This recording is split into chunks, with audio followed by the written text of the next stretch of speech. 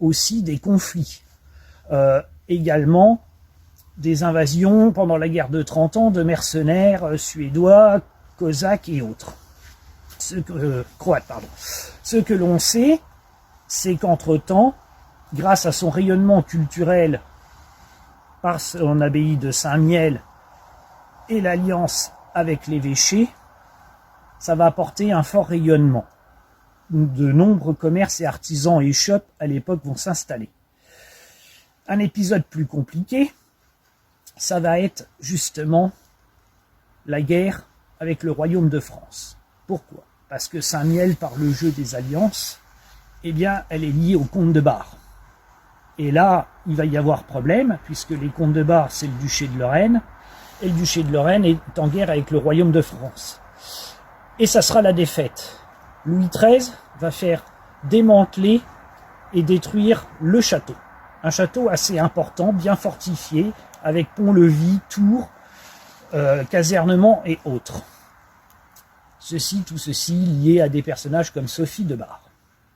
Ensuite, Saint-Miel se relèvera toujours de ces périodes et va arriver à la Renaissance. Et là, c'est un bouillonnement religieux, culturel. Il y aura de nombreux prieurés, un monastère, et puis aussi des sculpteurs comme Ligier Richier. Donc, de très beaux bâtiments vont être construits dans la cité. Ça sera une période de belle prospérité.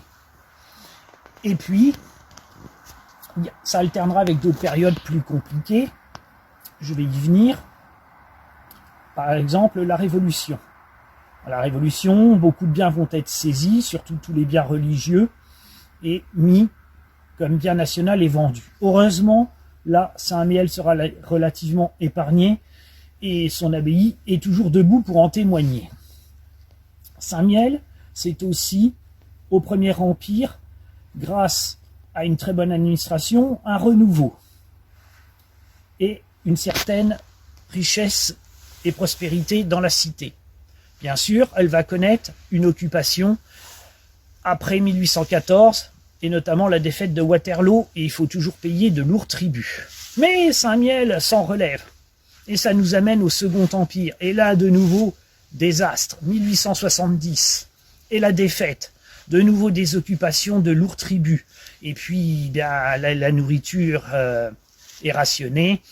Et cette période-là est sombre pour la Meuse. On le trouve de traces dans de nombreuses communes, les épidémies de choléra dues aux famines.